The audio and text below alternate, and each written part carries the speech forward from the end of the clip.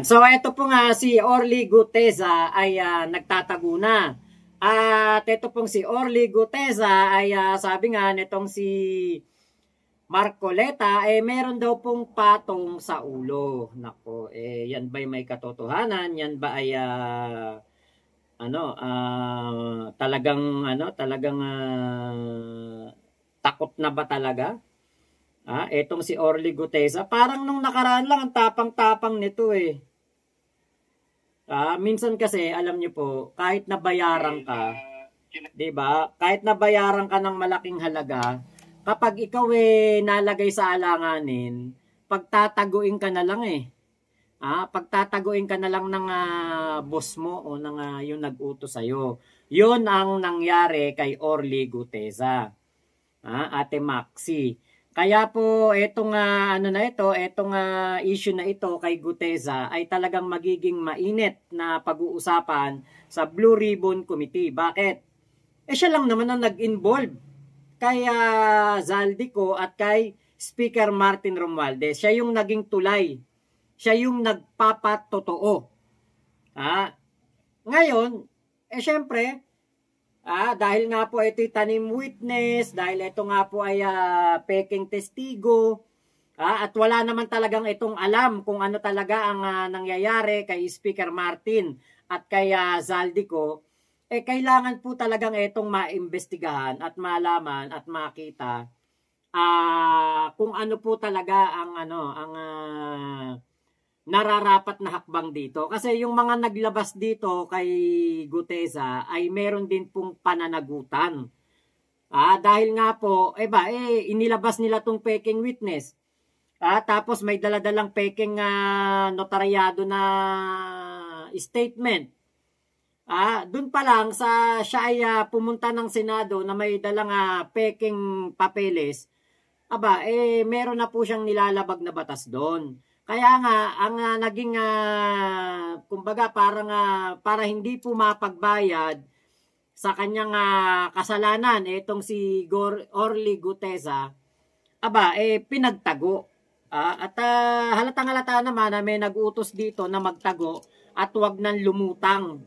Kasi nga po, pwede siyang mapitpit ang kanyang itlog at paaminin kung sino ang amo. Kung sino ang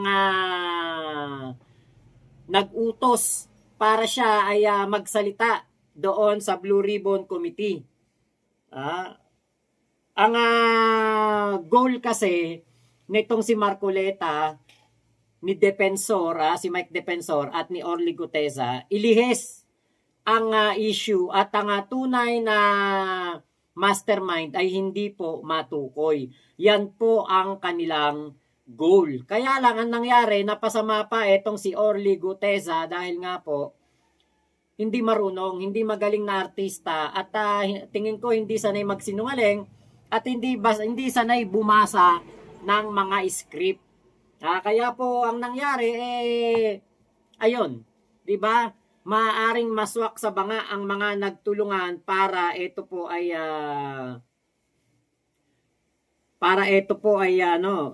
magsalita doon sa Blue Ribbon Committee.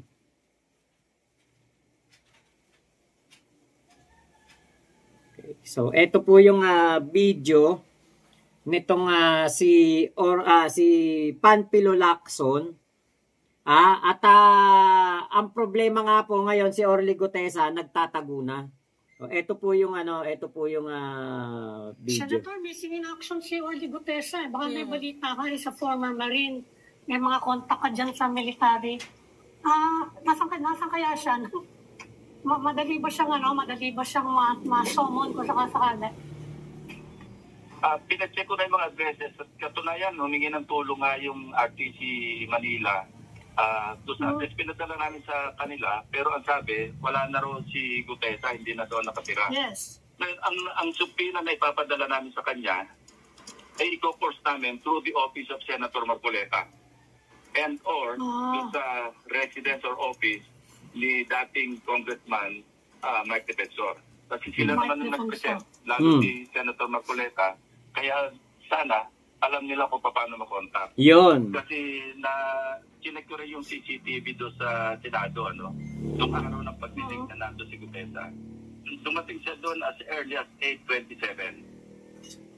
Pagkatapos siya may sumalubong sa kanya, dumiretso siya sa opisina ni Senator Marcoleta.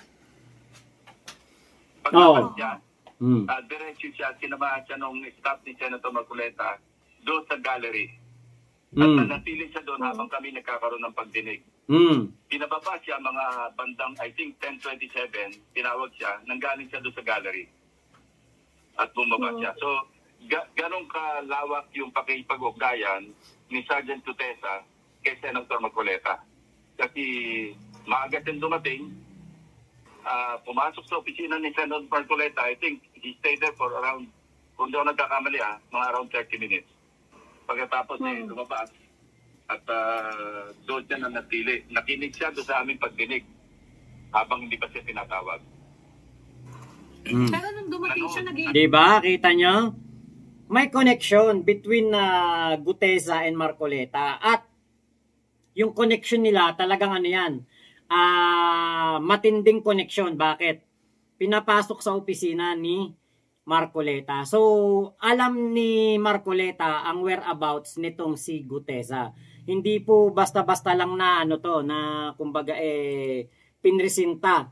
Ito po ay meron po talagang matinding connection tong dalawang to. Dahil nga po, etong si Gutesa ay tingin ko, iniready nila. Kinoach. Hindi pa man lang ito maharap doon po sa, sa Senate hearing, kino-coach na to, o eto sasabihin mo, eto ang gagawin mo. Ganto ang iyong gagawin, eto ang mga sasabihin mo, eto yung babasahin mo. 'Di ba?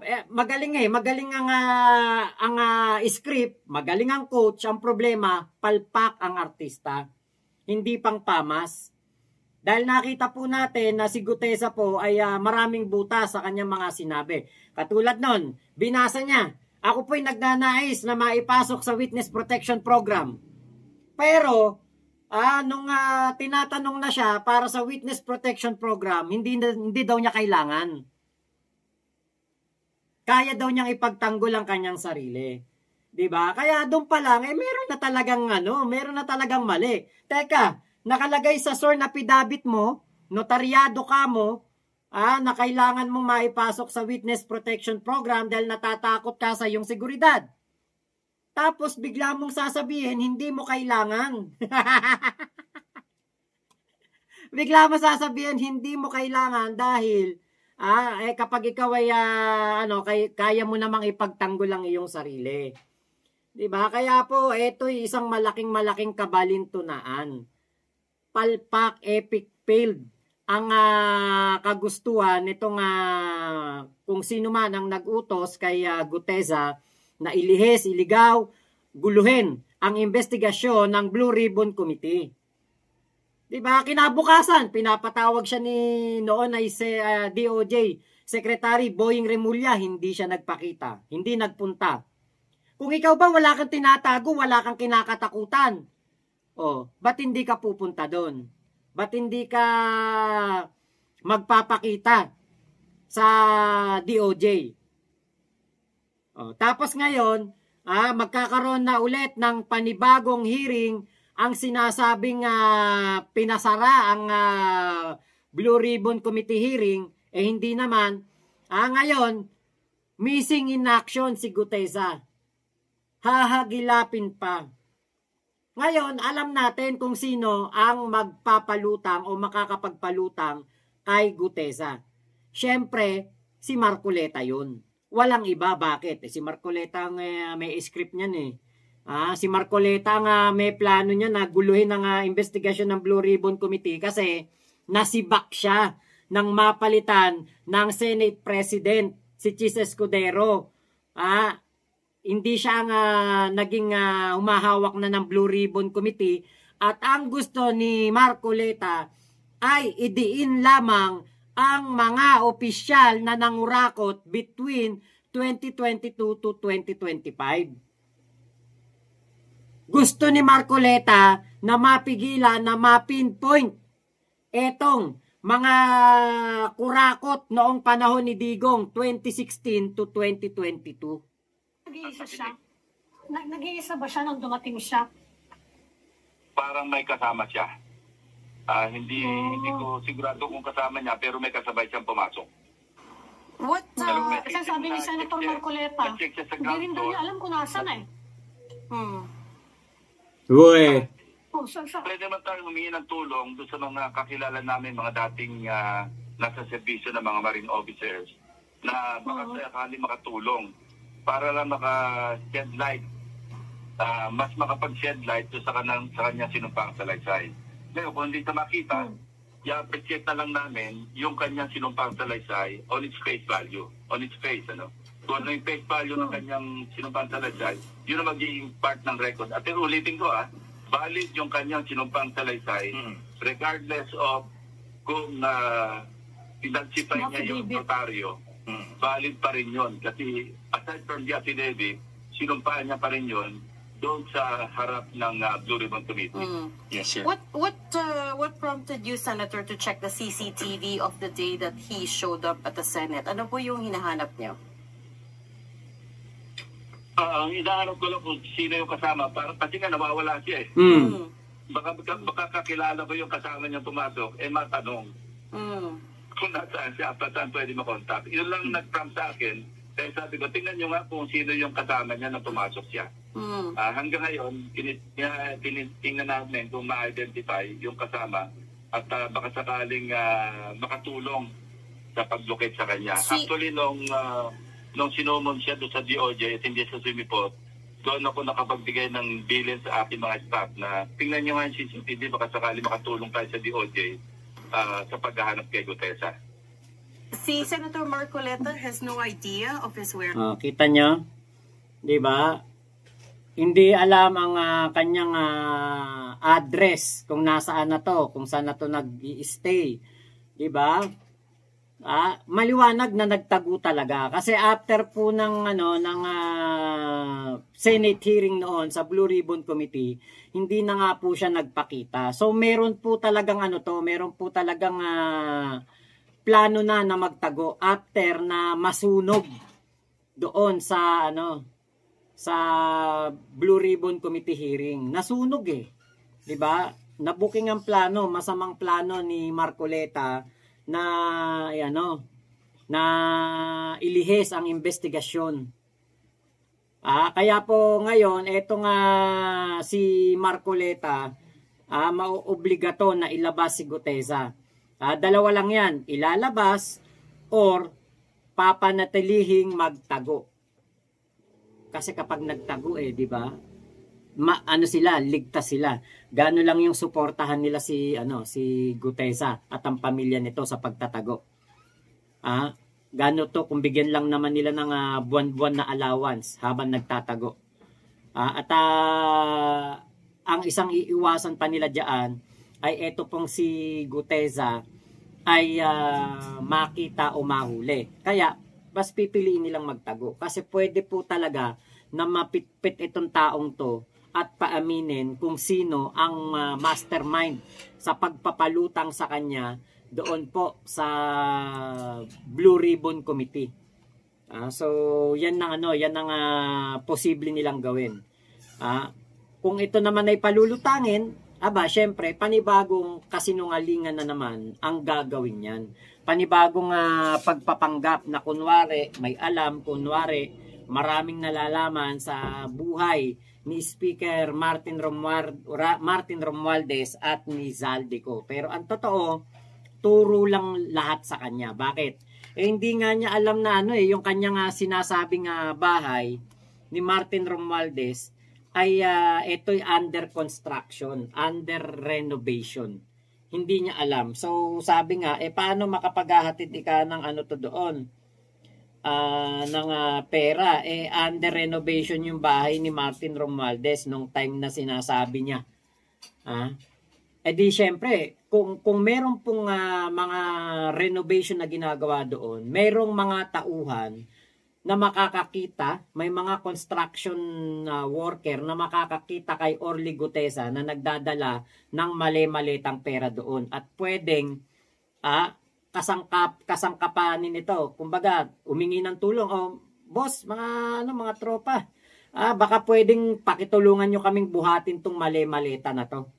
Oh. Diba? Yun ang wala dun sa script niya eh. Diba? Kasi kung alam niya na meron doon nagko-construction, dapat kasama dun sa script niya na pinatulungan ko yung mga tao dun sa construction para buhatin yung mga maleta. Diba? So, maraming butas yung sinabi ni Gutesa, kaya ito po ngayon ay nagtatago na. Ayan. So, ito pa. Ay, hindi pala abot. Tuloy pa natin to. Whereabouts? Because that was his witness, di ba? I don't know. Hindi kami nag-uusap dalawa eh. Sir, anyway, Pero yun ang sabi siya na Marcoleta, hindi daw niya alam. Senator, nag-due diligence nyo ba yung background niya? Parang colorful yung background niya. Naging security siya daw, allegedly, ni Saldico, ni Vice President Sara Duterte, etc. Parang marami siyang pinagtrabahuhan. Yung ba ay na-check na? Yes, nagsagawa ko ng RCBI, record check saka background investigation. At alam mo, surprisingly, pardon the word, pero ako mismo, nakita ko at sa pakipag-ugnayan sa mga nakakilala sa kanya, maganda yung kanyang service record. No? Masipag at saka efficient at saka diligent sa kanyang trabaho noong siya nasa Philippine Marines pa. So yun ang napag-alaman ko sa kanyang service record. Yung kanyang service reputation sa Philippine Marines, maganda. Sir, nabanggit niyo yung Manila RTC Executive Judge maaaring magsampa ng reklamo. Yan. Masipag, magaling daw sa trabaho itong si Gutesa. Siguro, di ba, after na mapunta sa mga Duterte, doon na nasira ang pagtatrabaho nito. Kasi alam niyo po, ang pinagtrabahuhan niya, una si Paildon, Maka Duterte yan. Sumunod si Martin Andanar, Maka Duterte yan. Sumunod, naging tauhan pa siya ni Sara Duterte sa OBP. Diba? Tapos, meron pa siyang isang pinagtrabahuhan eh. Hindi ko na matandaan eh. Kung sino pa yung isang kanyang pinagtrabahuhan. Pero, 4 sa kanyang mga pinagtrabahuhan ay puro po pro Duterte. Mga tauhan ni Digong. Ngayon, ang pinakauli niyang pinagtrabahuhan ay si Sara Duterte. Ano pa ba ang aasahan natin kung nagtrabaho kay Sara Duterte, 'di ba? Kung ito ay magaling na Marine o Navy, 'di ba? Masisira talaga ang isip nito. Kasi mabe-brainwash ka pag nandun ka kay Sara Duterte. Be-brainwashin ka niyan eh. Talagang pamumukhain. Masama ang gobyerno. Masama si BBM. Masama si Martin Romualdez. Diba? Ganon naman eh. Alam niyo po sa totoo lang, kapag itong si Martin Romualdez ay talagang kasama sa korupsyon, ako po ang isa sa mga matutuwa kapag ito'y naipakulong. Dapat ito ay kastiguin ng ating Pangulong Bongbong Marcos at yun nga ang kanyang ginagawa ngayon. Walang sinisino ang ICI investigation. Walang sinisino ang Blue Ribbon Committee hearing. Ngayon, itong si Martin Romualdez daw, a-attend daw po sa Blue Ribbon Committee hearing. Sana mahagilap na itong si Gutesa para itong si Gutesa po ay makaharap si Martin Romualdez. At sabihin niya harap-harapan ang kanyang nalalaman. Diba? Kay Martin Romualdez. Yan ang magandang abangan natin. Okay, ito. Against Gutesa and those who presented this affidavit. Kasama ba doon o masasabit ba doon for example, si former Congressman Mike Defensor at si Senator Marcoleta? Or they're not included in that consideration? Hindi siya ang magsasampa ng reklamo. Nire-recommenda niya sa prosecutor's office o sabihin natin sa DOJ na magsagawa ng preliminary investigation dahil pwede maging liable sa falsification.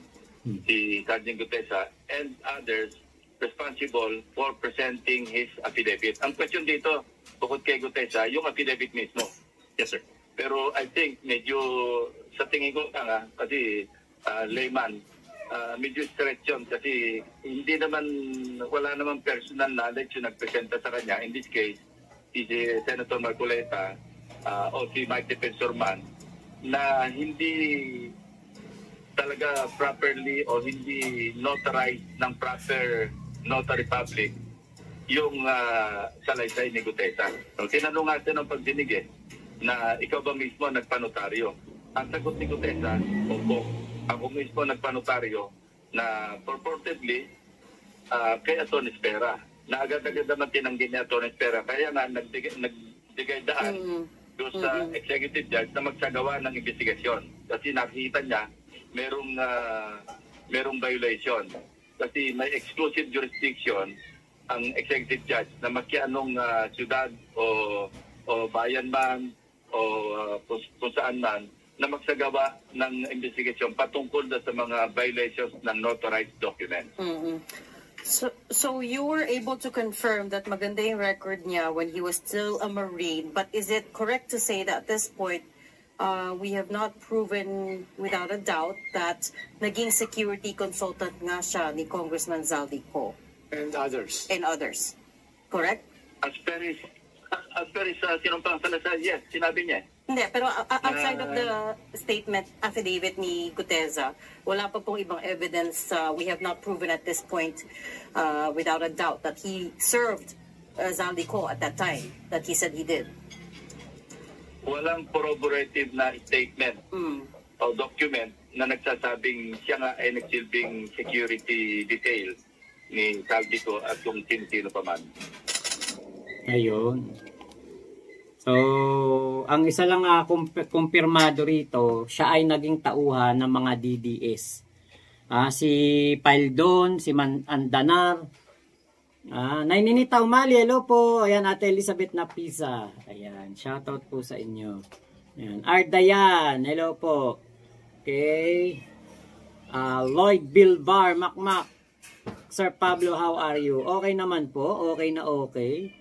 Okay, Adriano Bautista ng Malolos, Bulacan. Oy, kababayan. Yan, hello po. Londo Lozy. Ayan, hello po sa inyo. Yan ang yan ang mahirap ngayon na sitwasyon nitong si Orly Gutesa. Siya ba ay magpapakita, lulutang at magsisinungaling ulit? Magpapagamit ulit sa mga nag-utos para siya ay lumabas? Or siya ay patuloy nang magtatago katulad ng iba pang mga naging resource person nung mga unang panahon na eventually ay lumabas after ng ilang taon at sinabi nila na sila ay nagamit, ginamit, binayaran para lamang mangdiin ng isang tao. Ayan. Kuya Makwan, hello po, 'di ba? Yan ang aabangan natin ngayon dito kasi alam niyo po, napaka pangit ng ginawa nitong si Orly Gutesa. Nagsalita lang siya doon. Nagsalita lang, pumuntang Senado, pero walang kahit isa man lang na hawak na ebidensya.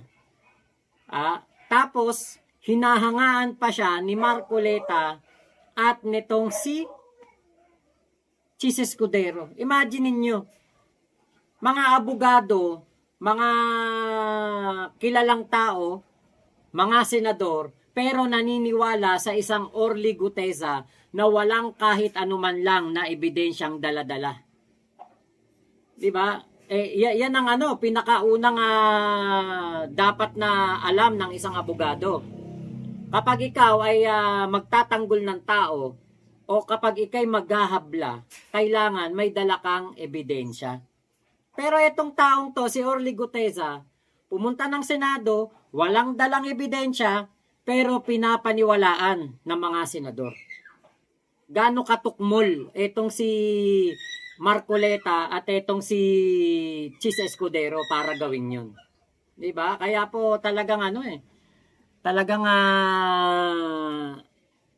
hindi tayo makapaniwala na ang mga senador natin ngayon naniniwala na lang sa kung sino-sino basta papabor sa kanila at makakapagdiin sa kanilang mga kalaban sa politika.